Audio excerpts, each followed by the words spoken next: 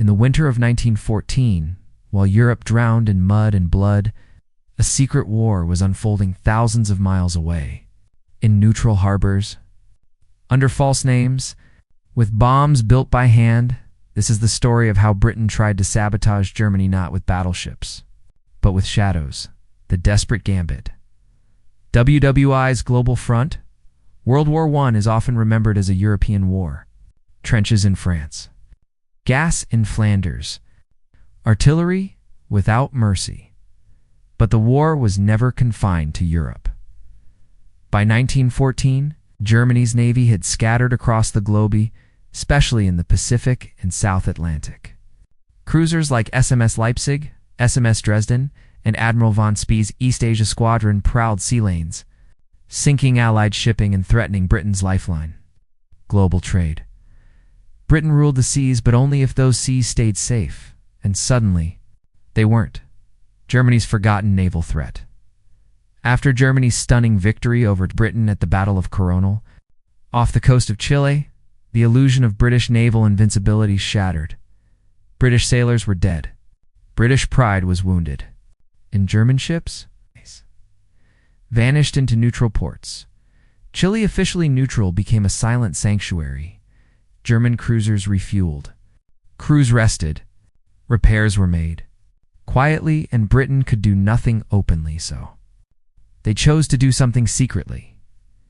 Why? Chile became a strategic hotspot. Chile's long coastline and neutral status made it a perfect hiding place.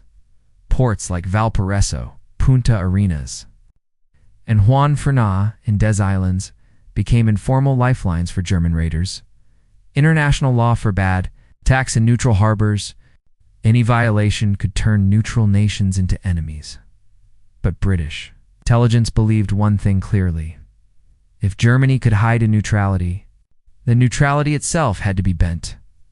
Operation Inferno, the intelligence game.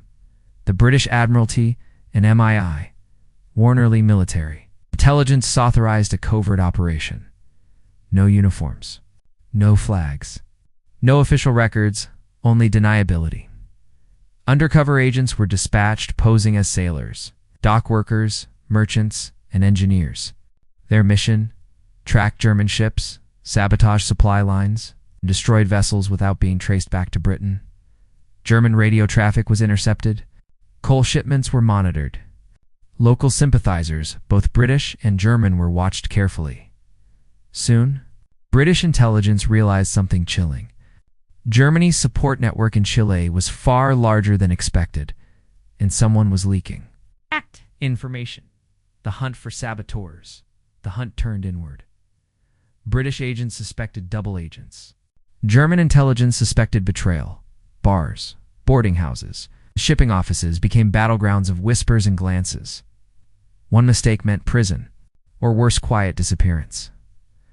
But despite the danger, Britain pressed forward, because time was running out. The perilous journey and ingenious depths, the saboteurs' journey was brutal. Weeks at sea, false papers, hidden explosives disguised as cargo or ship tools. There were no factory-made weapons. British agents built homemade limpet mines, crude timers, and improvised torpedoes using stolen chemicals and clock mechanisms.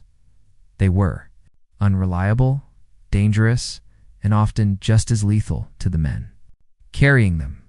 But necessity breeds invention. Close calls in neutral harbors. Neutral ports were crawling with police, customs officers, and informants. German crews guarded their ships constantly.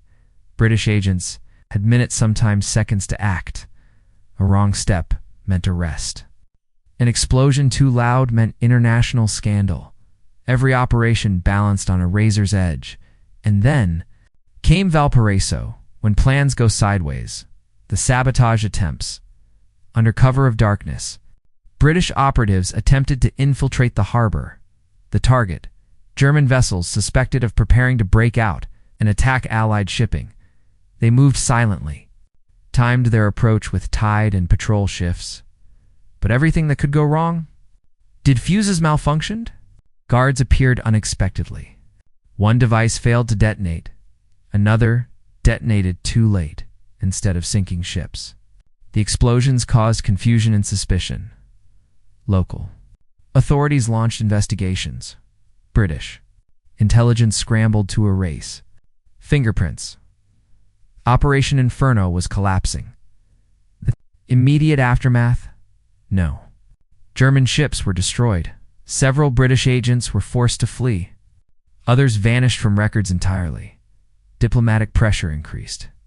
Chile tightened port controls. The British government officially denied everything, and quietly. The operation was shut down. The echoes of a secret war. On the surface, Operation Inferno was a failure, but beneath that failure lay important consequences. The operation exposed how vulnerable neutral ports could be. It pushed Britain to rethink intelligence warfare, and it accelerated the development of covert naval sabotage, later perfected in World War II. The men involved received no medals, no recognition. In many cases, no graves. They fought a war history almost forgot, unsung. Heroes and the cost of failure, these agents lived between legality and treason.